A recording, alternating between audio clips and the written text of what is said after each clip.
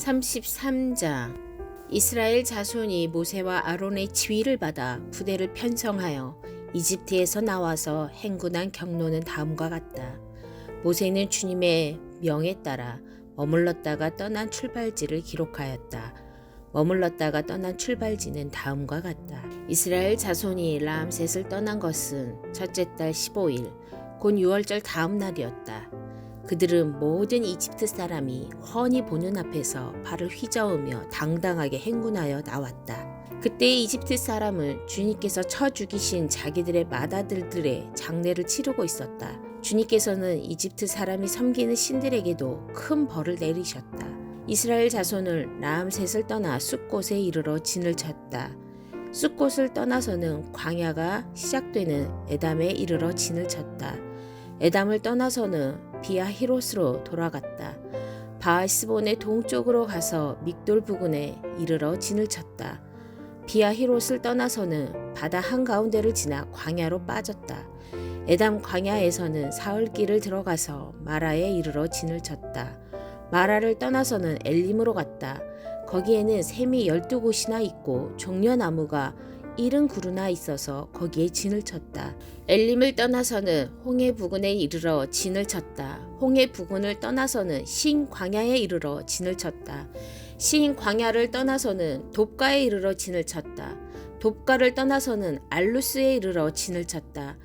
알루스를 떠나서는 르비딤에 이르러 진을 쳤다. 그러나 거기에는 백성이 마실 물이 없었다. 르비딤을 떠나서는 시내 광야에 이르러 진을 쳤다. 시내 광야를 떠나서는 기브롯 핫다아와에 이르러 진을 쳤다. 기브롯 핫다아와를 떠나서는 핫세롯에 이르러 진을 쳤다. 핫세롯을 떠나서는 림마에 이르러 진을 쳤다. 림마를 떠나서는 림몬 베레스에 이르러 진을 쳤다. 림몬 베레스를 떠나서는 림나에 이르러 진을 쳤다. 림나를 떠나서는 리사에 이르러 진을 쳤다. 리사를 떠나서는 그엘라다에 이르러 진을 쳤다. 그엘라다를 떠나서는 세벨산에 이르러 진을 쳤다. 세벨산을 떠나서는 하라다에 이르러 진을 쳤다. 하라다를 떠나서는 막헬롯에 이르러 진을 쳤다. 막헬롯을 떠나서는 다핫에 이르러 진을 쳤다. 다핫을 떠나서는 데라에 이르러 진을 쳤다. 데라를 떠나서는 미가에 이르러 진을 쳤다.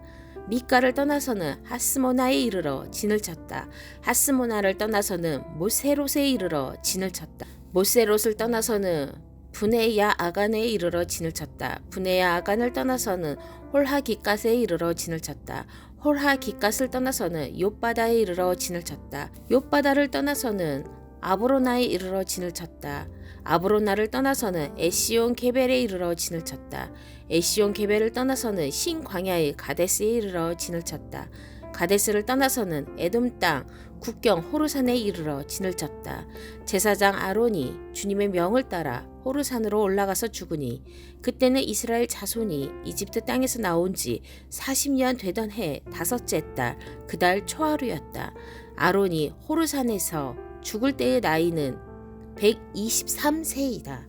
가나안 사람으로서 가나안 땅 네겝 지방에서 살고 있던 아라스의 왕은 이스라엘 자손이 온다는 소문을 들었다. 이스라엘 자손은 호르산을 떠나서는 살모나에 이르러 진을 쳤다. 살모나를 떠나서는 분온에 이르러 진을 쳤다. 분온을 떠나서는 오봇에 이르러 진을 쳤다. 오봇을 떠나서는 모압 국경지대의 이에아 바림에 이르러 진을 쳤다. 그 페어를 떠나서는 디본 갓에 이르러 진을 쳤다.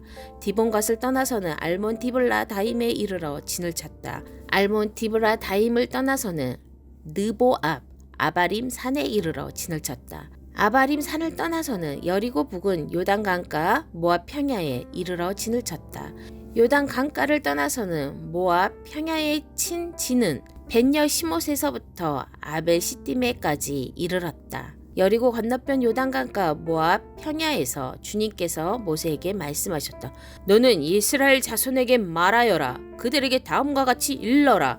너희가 요단강을 건너 가나안 땅에 들어가거든 너희는 직접 그 땅 주민을 다 쫓아내어라. 새겨 만든 우상과 부어 만든 우상을 다 깨트려버리고 신당들도 다 헐어버려라. 내가 그 땅을 너희의 소유로 준 것이니 너희는 그 땅을 차지하고 거기에서 정착하여라. 땅은 주사위를 던져 가족별로 나누어 가지도록 하여라. 큰 쪽에는 큰 땅덩어리를 유산으로 주고 작은 쪽에는 작은 땅덩어리를 유산으로 주어라. 주사위를 던져 나오는 대로 각자 자기 것으로 삼도록 하여라. 땅을 나눌 때에는 같은 주상을 둔 지파들끼리 나누어 가지도록 하여라. 너희가 그 땅의 주민을 다 쫓아내지 아니하고 너희와 함께 있도록 허락하였다가는 그들이 너희 눈에 가시가 되고 옆구리를 찌르는 바늘이 되어서 너희가 살아갈 그 땅에서 너희를 괴롭힐 것이다. 그뿐만 아니라 나는 그들에게 하기로 계획한 것을 그대로 너희에게 하겠다. 34장. 주님께서 모세에게 말씀하셨다. 이스라엘 자손에게 명하여라. 그들에게 다음과 같이 말하여라. 너희는 이제 곧 가나안 땅에 들어가게 된다.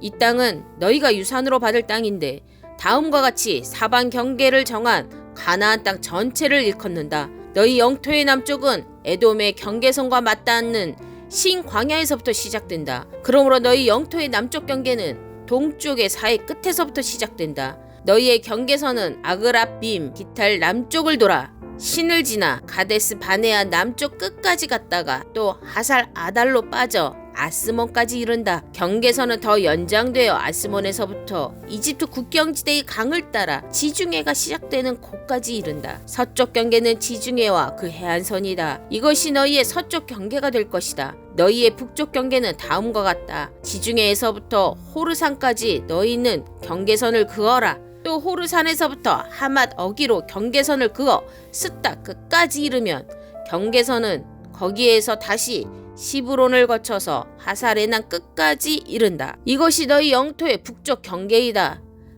너희의 영토의 동쪽 경계를 하사레난에서부터 스밤까지 그어라. 경계선은 여기에서 더 연장되어 스밤에서부터 아인 동쪽 리블라까지 내려갔다가 동쪽의 긴네렛 바다 해변까지 더 내려간다. 거기에서 다시 경계는 요단으로 내려가 사해 끝에서 멈춘다.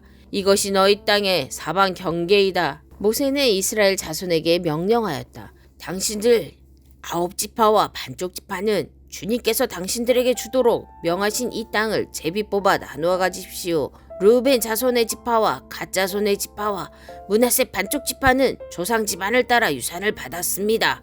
이 두 지파와 반쪽 지파는 자기들의 유산을 해 뜨는 쪽 여리고 맞은편 요단강 동쪽에서 이미 차지하였습니다. 주님께서 모세에게 말씀하셨다. 너희에게 유산으로 땅을 나누어 줄 사람들의 이름은 제사장 엘르아살과 눈의 아들 여호수아이다. 너희는 또 땅을 유산으로 나누어 줄 사람을 지파마다 한 사람씩 대표로 뽑아라. 다음은 그 사람들의 명단이다. 유다 지파에서는 여분네의 아들 갈렙이요, 시므온 지파에서는 암미우스의 아들 스무엘이요, 베냐민 지파에서는 기슬론의 아들 엘리다시오, 단 자손 지파에서는 요글리의 아들 붓기 족장이요, 요셉 자손 가운데 므낫세 자손의 지파에서는 에봇의 아들 한니엘 족장이요, 에브라임 자손의 지파에서는 십단의 아들 그무엘 족장이요, 스불론 자손의 지파에서는 바르나게 아들 엘리사반 족장이요, 이사갈 자손 지파에서는 아산의 아들 발디엘 족장이요, 아셀 자손의 지파에서는 슬로미의 아들 아이훗 족장이요, 납달리 자손의 지파에서는 암미훗의 아들 부다헬 족장이다. 이들은 가나안 땅에서 이스라엘 자손에게 유산으로 나누어 주도록 주님께 명령을 받은 이들이다. 35장. 여리고 건너편 요단강가 모압 평야에서 주님께서 모세에게 말씀하셨다. 너는 이스라엘 자손에게 그들이 유산으로 받은 땅에서 레위 사람이 살 성읍들을 떼어주라고 명령하여라.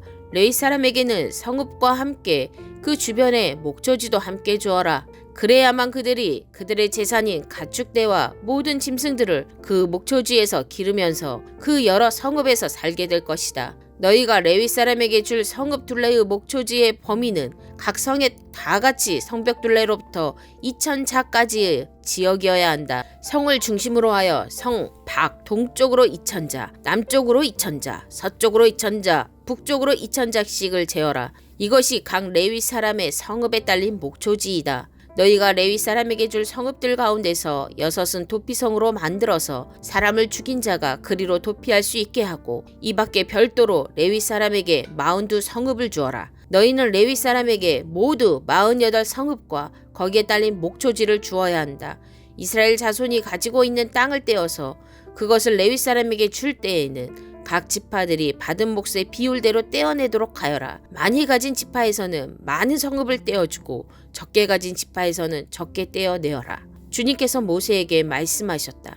너는 이스라엘 자손에게 말하여라. 그들에게 다음과 같이 일러라. 너희가 앞으로 곧 요단강을 건너 가나안 땅에 들어가게 되거든 성읍들 가운데서 얼마를 도피성으로 정하여 실수로 사람을 죽게 한 자가 그곳으로 도피하게 하여라. 그 성읍들을 복수자를 피하는 도피처로 삼아서 사람을 죽게 한 자가 회중 앞에서 재판을 받기 전에 죽는 일이 없도록 하여야 한다.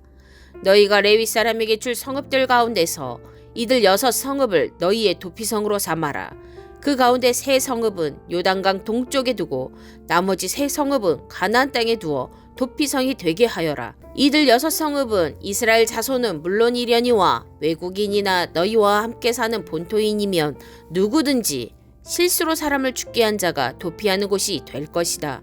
만일 쇠붙이 같은 것으로 사람을 쳐서 죽게 하였으면 그는 살인자이다. 그러한 살인자는 반드시 죽여야 한다. 사람을 죽일 만한 돌을 들고 있다가 그것으로 사람을 쳐서 죽게 하였으면 그는 살인자이다. 그러한 살인자는 반드시 죽여야 한다. 만일 사람을 죽일 만한 나무 연장을 들고 있다가 그것으로 사람을 쳐서 죽게 하였으면 그는 살인자이다. 그러한 살인자는 반드시 죽여야 한다. 이러한 경우에 그 살인자를 죽일 사람은 피해자의 피를 보복할 친족이다. 그는 그 살인자를 만나는 대로 죽일 수 있다. 미워하기 때문에 밀쳐서 죽게 하거나 몰래 숨어 있다가 무엇을 던져서 죽게 하거나 원한이 있어서 주먹으로 쳐서 사람을 죽게 하였으면 그는 살인자이다. 그러한 살인자는 반드시 죽여야 한다. 피를 보복할 친족은 어디서 그를 만나든지 그를 죽일 수 있다. 그러나 아무런 원한도 없이 사람을 밀거나 몰래 숨어 있다가 무엇을 던지거나 한 것이 아니고 잘못 보고 굴린 돌이 사람에게 맞아 그를 죽게 하였으면 그 가해자가 피해자의 원수가 아니고 더욱이 그를 해칠 의사가 전혀 없었던 것으로 회중은 이러한 규례에 따라서 그 가해자와 피를 보복할 친족 사이를 판단해야 한다. 회중은 그 살인 혐의를 받은 사람이 피를 보복할 피해자의 친족에게서 보복을 당하지 않도록 그 살인 혐의자를 그가 도피한 도피성으로 돌려보내야 한다. 그리고 그는 거룩한 기름을 부어 성직에 임명된 대제사장이 죽을 때까지 거기에 머물러야 한다. 도피성으로 피한 그 살인자가 도피성의 경계 밖으로 나갔을 때 마침 피를 보복할 친척이 그를 알아보고 도피성이 경계 밖에서 죽였으면 그 친척에게는 아무런 살인죄도 적용되지 않는다. 살인자는 반드시 대제사장이 죽을 때까지 도피성에 머물러 있어야 하고 대제사장이 죽은 다음에야 비로소 자기 소유지가 있는 땅으로 돌아갈 수 있다. 위에서 말한 율례는 너희가 어디에 가서 살든지 자자손손 모든 세대에 적용되는 율례이다. 누구든지 사람을 죽인 사람은 살인자이므로 반드시 죽여야 한다. 그러나 거기에는 증인들이 있어야 한다. 오직 한 증인의 증언만으로는 어느 누구도 죽이지 못한다. 살인죄를 지었을 때에는 살인범에게서 속전을 받고 목숨을 살려주어서는 안 된다. 그는 반드시 죽여야 한다. 대제사장이 죽기 전에는 도피성으로 피한 사람에게 속전을 받고 그를 제 땅으로 돌려보내어 살게 해서는 안 된다. 너희가 사는 땅을 더럽히지 말아라. 피가 땅에 떨어지면 땅이 더러워진다. 피가 떨어진 땅은 피를 흘리게 한 그 살해자의 피가 아니고서는 깨끗하게 되지 않는다. 너희가 사는 땅, 곧 내가 머물러 있는 이 땅을 더럽히지 말아라. 나 주가 이스라엘 자손과 더불어 함께 머물고 있다. 36절 요셉 자손 가문 가운데 므낫세의 손자이자 마길의 아들인 길앗 자손 가문이 있는데 바로 길앗 자손에 속한 각 가문의 우두머리들이 나서서 모세와 이스라엘 자손의 지도자들인 각 가문의 우두머리 앞에 나와서 이렇게 말하였다. 이 땅을 제비 뽑아 이스라엘 자손에게 분배하여 유산을 삼게 하라고 주님께서 어른께 명하셨을 때에 주님께서는 어른께 우리의 친족 슬로브앗의 토지 유산을 그의 딸들에게 주라고 명하셨습니다. 그러나 그 딸들이 이스라엘 자손의 다른 지파 남자들과 결혼할 때에는 그 딸들이 받은 유산은 우리 조상 대대로 물려온 유산에서 떨어져 나가 그 딸들이 시집간 그 지파의 유산이 될 것입니다. 그렇게 된다면 우리 지파의 몫으로 분배된 유산의 일부를 우리는 잃고 맙니다. 이스라엘 자손이 누리는 희년이 되어도 그 딸들이 물려받은 유산은 그 딸들의 시집 지파의 유산에 합쳐질 것이므로 결국 우리는 조상 대대로 물려받은 지파 유산에서 그만큼의 유산을 잃는 것입니다. 주님의 명을 받들어 모세가 이스라엘 자손에게 명령하였다. 요셉 지파 자손의 말이 옳소. 주님께서는 슬로브와 딸들의 경우를 두고 이렇게 명하셨소. 그 딸들은 자기들의 마음에 드는 남자가 있으면 누구하고든지 결혼할 수는 있소. 그러나 그들이 속한 조상 지파의 가족에게만 시집갈 수 있소. 이스라엘 자손의 지파 유산이 이 지파에서 저 지파로 옮겨지는 일이 없어야 이스라엘 자손이 제각기 자기 조상으로부터 물려받은 지파의 유산을 그대로 간직할 수 있을 것이요. 이스라엘 자손의 지파 가운데서 유산을 받은 딸들은 누구나 자기 조상 지파의 가족에게로 시집가야 하오. 그래야만 이스라엘 자손이 지파마다 조상으로부터 물려받은 유산을 간직할 수 있을 것이요. 지파의 유산이 한 지파에서 다른 지파로 옮겨지는 일이 없어야 이스라엘 자손 각 지파가 제각기 물려받은 유산을 그대로 간직할 수 있을 것이요. 그리하여 슬로브앗의 딸들은 주님께서 모세에게 명하신 대로 하였다. 슬로브앗의 딸들 곧 말라와 디르사와 호글라와 밀가와 노아는 모두 자기 사촌 오라버니들과 결혼하였다. 그 딸들이 모두 요셉의 아들인 므낫세 자손 가문과 결혼하였기 때문에 그들이 받은 유산은 자기 조상의 가문과 지파에 그대로 남아 있었다. 이것은 주님께서 여리고 건너편 요단강가 모압 평지에서 모세를 시켜 이스라엘 자손에게 말씀하신 명령과 규례이다.